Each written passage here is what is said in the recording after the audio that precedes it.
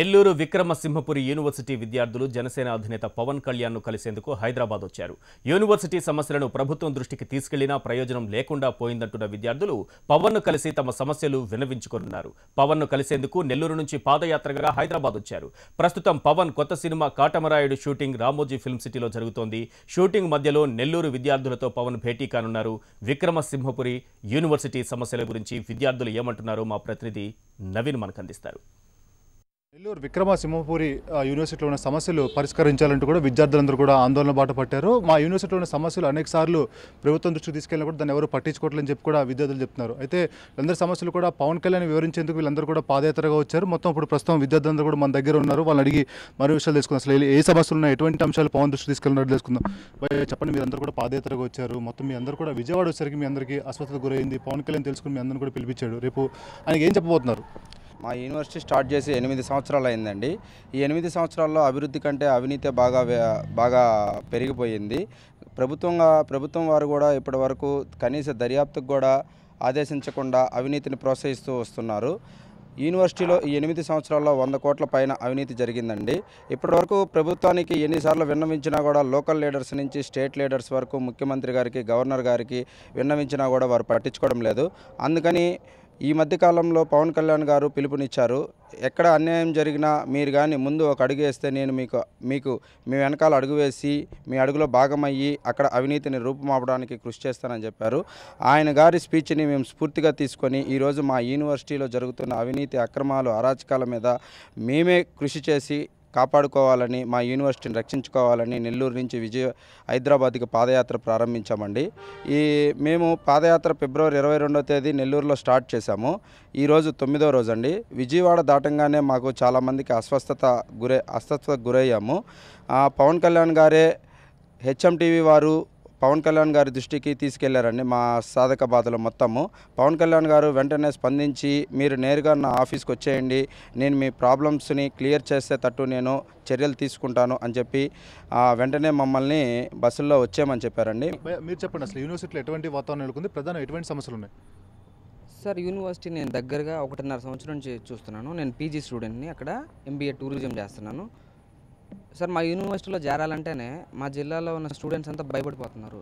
Main కారణం ఏంటంటే సరైన వసతి ఉండదు, ఫ్యాకల్టీ ఉండరు. ఒక బ్రాంచ్ ఉందనుకోండి, అందులో 3-2 టీచర్స్ ఉంటారు. ఒక బ్రాంచ్లో అసలే ఉండకుండానే రన్ చేస్తారు.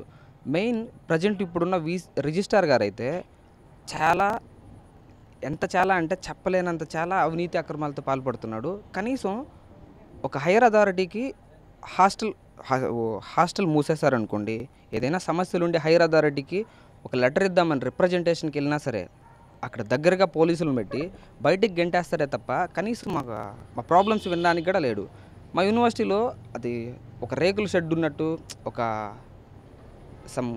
అది ఉంటుంది కదా, ఏదో గోడాం ఉన్నట్టే ఉంటుంది. అది రెంట్కి ఇప్పటికీ రెంట్లోనే రన్ చేస్తుంటారనమాట. 8 years నుంచి రన్ చేస్తున్నారు రెంట్స్తోనే. ఎంత రెంట్స్ అంటే ఎక్కువ రెంట్లు కట్టడానికి చూపిస్తారే కానీ హాస్టల్ అయినా సరే రెంటే. ఇప్పుడున్న ఏడీ బిల్డింగ్స్ అవన్నీ రెంట్లోనే రన్ చేస్తారు. ఓన్ బిల్డింగ్ 2 years నుంచి ఓపెన్కి రెడీగా ఉంది. దానికి చేయాల్సిన వసతులన్నీ ఏర్పాటు చేసి ఓపెన్ చేస్తుంటే చాలా బాగుండేది. యూనివర్సిటీలో ఇన్ని ప్రాబ్లం ఫేస్ చేస్తున్నారు. అయితే లోకల్గా ఉన్న అధికారులు, కలెక్టర్ కానీ ఏమన్నా లోకల్ లీడర్స్ కానీ కంప్లైంట్ చేయడం జరిగిందా? వాళ్ళు ఎటువంటి రియాక్షన్ ఉంది? లోకల్ లీడర్స్కి అందరికీ, నెల్లూరు జిల్లాలో ఉన్న లోకల్ లీడర్స్కి అందరికీ కంప్లైంట్ చేసాం. మంత్రి నారాయణ గారికి, మంత్రి గంటా శ్రీనివాసరావు గారికి, ఇలా ప్రతి నాయకులకి, విద్యాశాఖ మంత్రి రిప్రజెంటేషన్ తీసుకున్నా సరే ఎలాంటి యాక్షన్ తీసుకోలేదు. ప్రభుత్వం దృష్టికి చాలాసార్లు తీసుకెళ్ళాం మా సమస్యలను. ఉన్నతాధికారులకి, మొత్తం జిల్లా యంత్రాంగానికి మొత్తం ఈ సమస్యను తీసుకెళ్ళినా సరే దీని మీద ఎలాంటి రియాక్షన్ తీసుకోవట్లేదు. అంటే అతను ఇన్ఫ్లుయెన్స్ ఆ విధంగా ఉంది. అతను ఎవరు ఏం చేయలేరు అనే విధానము అతనిలో ఉంది.